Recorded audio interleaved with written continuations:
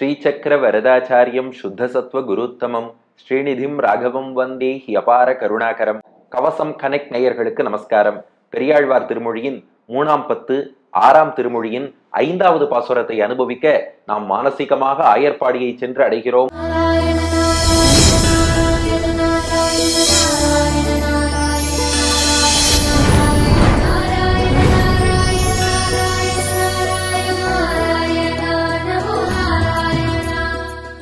கண்ணபிரான் தன்னுடைய புல்லாங்குழலை எடுத்து அமுதமயமான அந்த இன்னிசையை நம் காதுகளில் அப்படியே பாய்ச்சி கொண்டிருக்கிறான். அதை அற்புதமாக பெரியாழ்வார் குழலோசையை விட இனிமையான பாசுரங்களாலே நமக்கு வர்ணித்து காட்டிக் கொண்டு வருகிறார். அந்த வகையில் 5வது பாசுரம் எப்போதும் போல பாட்டின் முதல் 2 அடிகள் எப்படிப்பட்ட கண்ணன் குழல் ஊதினான் என்பதை வர்ணிக்கிறார். பாட்டின் அடுத்த 2 அடிகள்ல அந்த குழலோசையால் ஏற்பட்ட மாற்றம் என்னங்கிறத தெரிவிக்கிறார். இதுவரை என்னென்னலாம் பார்த்தோம்? பூமியில் உள்ள கோபிகைகள்லாம் அப்படியே தங்கள் வசம் இழந்து கண்ணனை நோக்கி ஓடி வந்தார்கள். இவா மட்டும் இல்ல, தேவலோகத்துல உள்ள மேனகை, ரம்பை, திலோத்தமை, ஊர்வசி இவர்கள்லாம் மயங்கினார்கள். இப்ப 5ஆம் பாட்டுல இவா மட்டும் இல்ல, தும்புரு நாரதர்னு 2 மகரிஷிகள். நாரதர் என்றாலே எப்போதும் மகதி என்ற வீணையோடு எழுந்தருளி இருப்பார், உங்களுக்கே தெரியும். அது போல தும்புரு என்ற ரிஷி, அவரும் கானத்திலே வல்லவராம். இந்த தும்புரு நாரதர் 2 பேரும் கண்ணனுடைய குழலோசையை கேட்டதும் தங்கள் வீணையே விட்டுட்டாலாம், மறந்துட்டாலாம். நாமெல்லாம் என்னப்பா வீணை வாசிக்கிறோம், கண்ணனுடைய குழலோசையை கேட்டதுக்கு அப்புறம் எங்கள் வீணையெல்லாம் ஒண்ணுமே இல்லைன்னு அவ முடிவெடுத்தாளாம். இவ மட்டும் இல்ல, கிண்ணறர்கள்னு தேவலோகத்துல ஒரு குழு உண்டு. நம்ம திருப்பள்ளி எழுச்சியில கூட கீதங்கள் பாடினர் கிண்ணறர் கிருடர்கள்னு வரும். இந்த கிண்ணறர்கள்ங்கிறவா கீதம் பாடக்கூடியவர்கள். அவளுக்கு ஏன் கிண்ணறர்னு பேருன்னா, கிண்ணறம்ங்கிறது ஒரு விதமான வாத்தியம். கிண்ணற வாத்தியத்தை மீட்டுவதால் அவர்களுக்கு கிண்ணறர்கள்னு பேரு. அவ கிண்ணற வாத்தியத்தை விட்டுட்டாலாம். ஆக யாரெல்லாம் இதுவரை இசை கருவி, இந்த மியூசிக்கல் இன்ஸ்ட்ருமெண்ட்டுக்கு பெயர் போனவர்கள்னு இருந்தாலோ அவ அத்தனை பேரும் புல்லாங்குழல்ங்கிற ஒரு இசைக்கருவியை கொண்டு கண்ணன் எழுப்பிய ஓசையை கேட்டதும் இனி நாங்கள் இசைக்கருவியை தொடுவதில்லை என்று தும்புரு நாரதர் வீணையை விட்டா, கிண்ணறர்கள் கிண்ணற வாத்தியத்தை விட்டா. இப்படிப்பட்ட மாறுதல்கள் நடந்தது. அதை வர்ணிப்பதுதான் 5வது பாசுரம். முன் நரசிங்கம் அதாகி அவுணன் முக்கியத்தை முடிப்பான், மூவுலகில் மன்னர் அஞ்சும் மதுசூதனன் வாயில் குழலின் ஓசை செவியை பற்றி வாங்க, நன்னரம்புடைய தும்புருவோடு நாரதனும் தந்தம் வீணை மறந்து, கிண்ணற மிதுனங்களும் தந்தம் கிண்ணறம் தொடுகிலோம் என்றனரே. முன் நரசிங்கமதாகி அவுணன் முக்கியத்தை முடிப்பான், மூவுலகில் மன்னரஞ்சும் மதுசூதனன் வாயில் குழலினோசை செவியை பற்றி வாங்க, நன்னரம்புடைய தும்புருவோடு நாரதனும் தந்தம் வீணை மறந்து, கிண்ணற மிதுனங்களும் தந்தம் கிண்ணறம் தொடுகிலோம் என்றனரே. இப்போ பாட்டின் முதல் பாதி, முதல் 2 அடிகள். கண்ணன் எப்பேற்பட்டவன் அப்படின்னா, இரண்யகசிபுன்னு ஒரு அசுரன் இருந்தான். அவன் பிரம்மாட்ட பல பல வரங்கள் வாங்கிட்டான். எனக்கு மனிதனாலும் மரணம் வரக்கூடாது, மிருகத்தாலும் மரணம் வரக்கூடாது, வீட்டுக்குள்ளேயும் மரணம் வரக்கூடாது, வீட்டுக்கு வெளியேயும் மரணம் வரக்கூடாது, பூமியிலும் மரணம் வரக்கூடாது, வானத்திலும் மரணம் வரக்கூடாது, பகல்லையும் மரணம் வரக்கூடாது, இரவிலும் மரணம் வரக்கூடாது, உயிருள்ள பொருளாலும் மரணம் வரக்கூடாது, உயிரற்ற பொருளாலும் மரணம் வரக்கூடாது. இப்படி பல பல வரங்கள். பகவான் பார்த்தான், நினைச்சா நாராயணன் இந்த வரங்களை மீறி கூட இரணியனை அழிக்க முடியும். ஏன்னா பிரம்மா கொடுத்த வரங்கள். நாராயணன் பிரம்மாவையே படைத்தவன், ஓவர் ரூல் பண்ணலாம். ஆனா பகவான் பண்ணலையாம். ஏன்னா அப்புறம் பிரம்மாவுக்கு மரியாதை இல்லாம போயிடும், அவர் கொடுத்த வரத்துக்கு மதிப்பு இல்லாம போயிடும். அதனால என்ன நினைச்சானா, பரவாயில்லையே, வரத்துக்கு உட்பட்டே என்னால் வதம் பண்ண முடியுமே.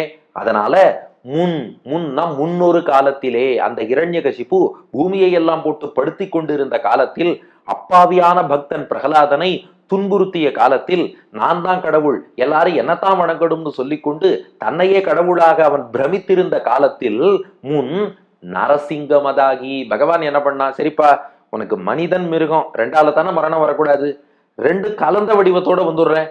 இத மனுஷன்னு சொல்லுவியா மிருகம்னு சொல்லுவியா? கழுத்துக்கு மேல சிங்க வடிவம், கழுத்துக்கு கீழே மனித வடிவம். அதான் நரசிங்கம். நரன்னா மனுஷன், சிங்கம்னா சிங்கம், காட்டு ராஜா. நரசிங்கமதாகி, கீழே நரம் மேல சிங்கம் என்று நரசிங்கமதாகி. அதாவது இது உபலட்சணம். இது போல மற்ற வரங்களுக்கும் பார்த்துக்கோங்க. பகல்லையும் கூடாது, இரவிலும் மரணம் கூடாதுன்னா, அப்போ சந்தியா காலத்துல வந்துட்டார். வீட்டுக்குள்ளேயும் மரணம் வரக்கூடாது, வீட்டுக்கு வெளியிலயும் மரணம் வரக்கூடாது, நிலப்படியில வச்சு முடிச்சுட்டார். பூமியிலையும் வரக்கூடாது, வானத்திலையும் வரக்கூடாது, மடியில வச்சு முடிச்சார். உயிருள்ள பொருளாலும் மரணம் கூடாது, உயிரற்ற பொருளாலும் கூடாது, நகத்தால கிழித்தார். இது வெட்டினா முளைக்கும், உயிர் இருக்குன்னு வச்சுக்கலாம். அதே சமயம் வெட்டினா வலி தெரியல, உயிர் இல்லைன்னு வச்சுக்கலாம், நகத்தால கிழிச்சு முடிச்சுட்டார். ஆக மொத்தம் முன் நரசிங்கம் அதாகி. இங்க மணவாள மாமுனிகள் வியாக்கியானம் நரசிங்கம் ஆகினே பாடியிருக்கலாம் இல்லையா? அது என்ன நரசிங்கம் அதாகி? இந்த அது ஆகிங்கிறதுக்குள்ள பெரிய அர்த்தம் இருக்கான். என்னன்னா கொஞ்சம் கற்பனை பண்ணி பாருங்க. மனித உடலுக்கு மேல சிங்கத்தலைய ஒட்ட வச்சா இதுக்கு மேல அது ஒட்ட வச்சதுன்னு நல்லா தெரியுமா இல்லையா? அது இயற்கையான ஒரு சேர்த்தியாக இருக்காது. ஆனா நரசிம்மரா பெருமாள் வரும்போது எப்படி இருந்தாராம்? அதாகி, அப்படியே ஒரு வடிவம் இருப்பது போல. ஓ, இது தனியா தலைய ஒட்ட வச்ச மாதிரியே தெரியலையே. இங்க மாமுனிகள் வியாக்கியானம் பாருங்க.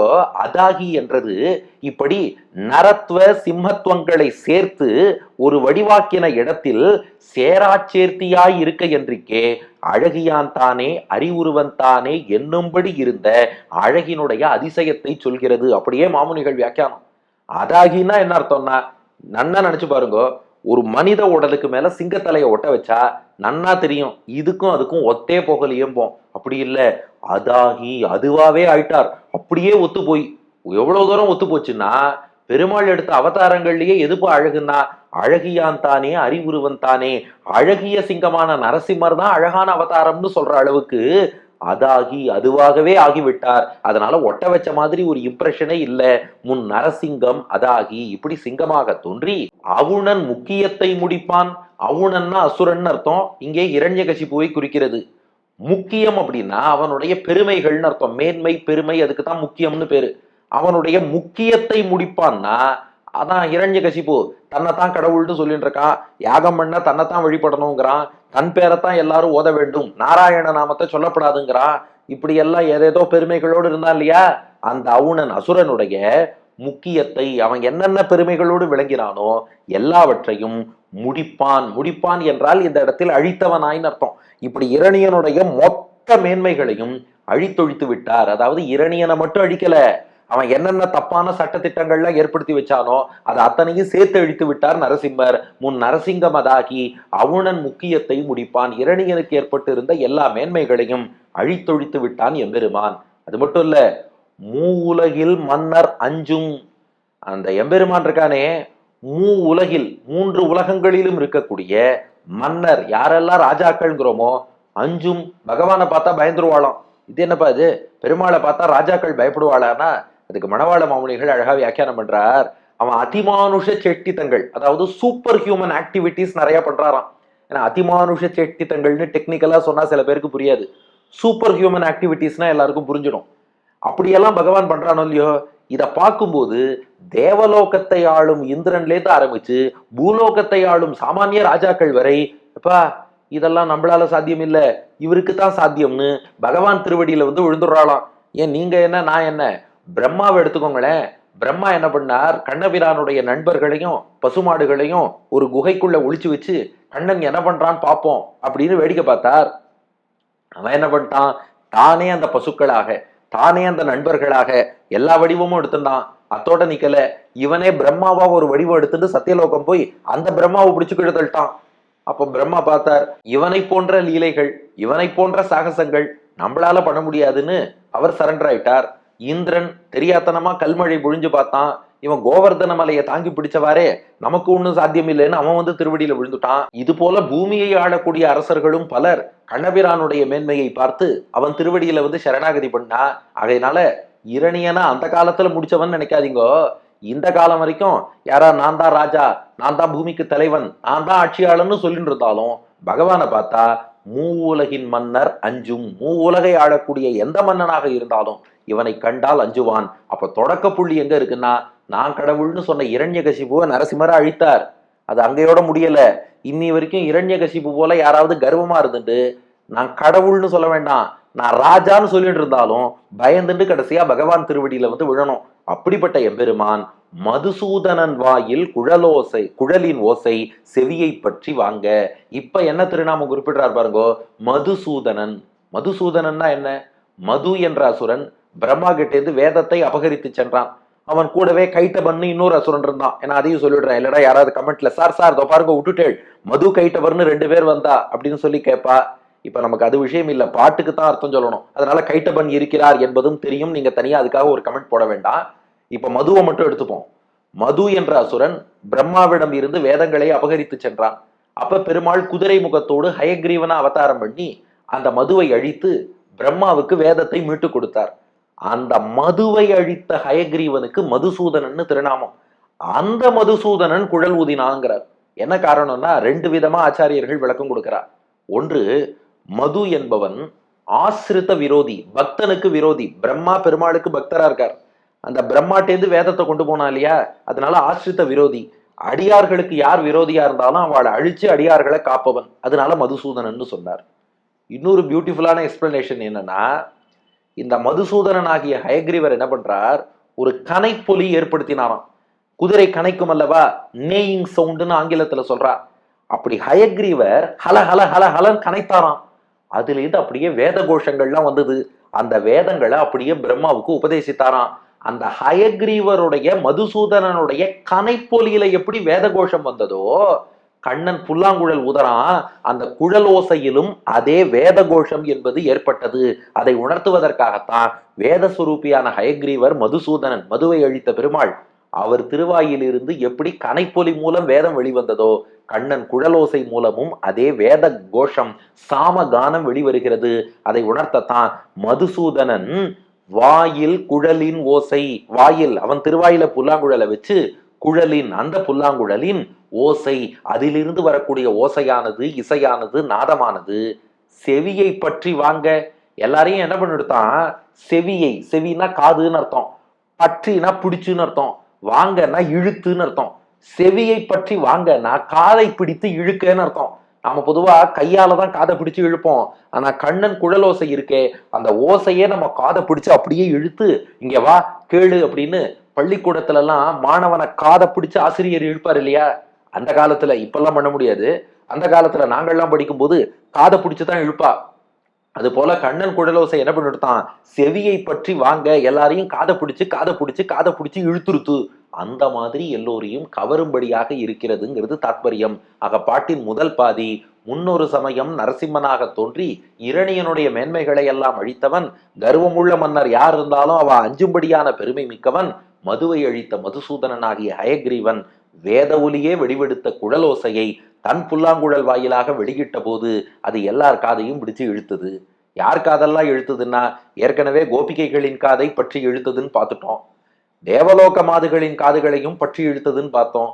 இவ மட்டும் இல்ல, தேவ ரிஷிகள்னு சொல்லக்கூடிய தும்புரு நாரதர், அதான் பாட்டின் 2வது பாதி, நன்னரம்புடைய தும்புருவோடு நாரதனும்.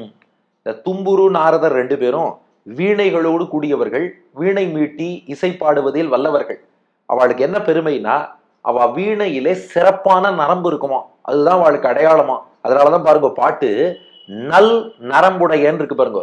நல் நரம்புடையனா வீணையிலே நல்ல நரம்பை கொண்டவர்கள், அவளுக்கு அடையாளமே அதுதானா. சில பேருக்கு சொல்லுவோம், அவருக்கு அந்த கண்ணாடி தான் அடையாளம், இந்த கண்ணாடி போட்டுன்னு வராருப்பாரு அப்படின்னு ஒருத்தருக்கு அடையாளம் சொல்லுவோம் இல்லையா. சில பேருக்கு என்ன சொல்லுவா, பிரேஸ்லெட் தான் அடையாளம், கையில ஒரு பிரேஸ்லெட் போட்டு இருப்பார். அது போல ஒவ்வொருவருக்கும் ஒரு லட்சணம் அடையாளம்னு சொல்லுவோம். இந்த தும்புருக்கும் நாரதருக்கும் என்ன அடையாளம்னா, அவ வீணையிலே இருக்கும் நல்ல நரம்பு தான் அடையாளம். அந்த நல்ல நரம்போடு கூடிய வீணையை மீட்டி இனிமையாக பாடக்கூடியவர்கள். அந்த நல் நரம்புடைய தும்புருவோடு தும்புரு மகரிஷியும் நாரதனும் நாரத மகரிஷியும் தம் தம் வீணை மறந்து, தங்களுடைய வீணைகளையே அவ மறந்து போயிட்டாளாம். இது மாமுனிகள் அழகா வியாக்கியானம் பண்றார். கிருஷ்ணனுடைய குழலோசையை கேட்டா, அப்புறம் தங்கள் வீணையும் பார்த்தா, இனி வாசிக்க வேண்டாம் முடிவெடுத்தா. அப்படி இல்லையா, கண்ணன் குழலோசையை கேட்டதுக்கு அப்புறம் தாங்கள் வீணை வாசிப்பவர்கள்ங்கிறத மறந்துட்டாளாம், தங்கள்கிட்ட ஒரு வீணை இருக்குங்கிறதையும் மறந்துட்டாளாம். கண்ணனுடைய குழலோசையில் அப்படி ஈடுபட்டார்கள். அந்த அளவுக்கு கண்ணனுடைய குழலோசை எல்லோரையும் ஈர்க்கும் வகையில் அமைந்தது. இவா மட்டும் இல்ல, கிண்ணற மிதுனங்களும். கிண்ணற மிதுனம், அதாவது மிதுனம்னா ஜோடின்னு அர்த்தம். கிண்ணற மிதுனம்னா கிண்ணற வாத்தியத்தோடு ஜோடியாக இருப்பவர்கள்னு அர்த்தம். இதுல ஒரு வேடிக்கை பாருங்க, அந்த தேவலோகத்தில் உள்ள அந்த இனத்துக்கு என்ன பேருங்கிறது தனியா சொல்லப்படவே இல்லை. அவ கையில வச்சுட்டு இருக்க வாத்தியத்துக்கு கிண்ணறம்னு பேராம். கிண்ணற வாத்தியம் கையில இருக்கிறதுனால அவளையும் கிண்ணறர்கள், கீதங்கள் பாடினர் கிண்ணறர் கருடர்கள். திருவாய்மொழியிலையும் வரும், திருப்பள்ளி எழுச்சியிலையும் வரும். இந்த கிண்ணறர்கள் நம்ம சொல்றதுக்கு பர்பஸ் என்னன்னா, அவ கையில கிண்ணறம் இருக்கும், அதனாலயே கிண்ணறம்னு சொல்லிடுறோம். நம்ம சொல்றோம் இல்லையா, பா ஐஸ்கிரீம் வந்தாச்சுங்கிறோம். ஐஸ்கிரீம் வந்தாச்சுன்னா ஐஸ்கிரீம் விற்கிறவர் வந்துட்டாருன்னு அர்த்தம். ஆனா அவர் ஐஸ்கிரீம் வித்து வித்து அவருக்கே ஐஸ்கிரீம் அப்படின்னு பேர் வச்சுடுறா. அது போல கிண்ணற வாத்தியத்தை எப்போதும் கையில் ஏந்தி இருப்பதால் அவர்களுக்கே கிண்ணறர்னு பேர் வந்துருத்தான். அவளை பெரியாழ்வார் மட்டும் எப்படி குறிப்பிடுறார் பாருங்க, கிண்ணற மிதுனங்களும்னர். மிதுனம்னா ஜோடின்னு அர்த்தம். அவ எப்போதும் ரெண்டா ஜோடியா இருப்பாளாம். அவர் அவருடைய கிண்ணறம், அவர் அவருடைய கிண்ணறம். அந்த குழுவுல பல பேர் இருக்கா, ஒத்தத்தரும் பார்த்தா கையில ஒரு கிண்ணற வாத்தியம்.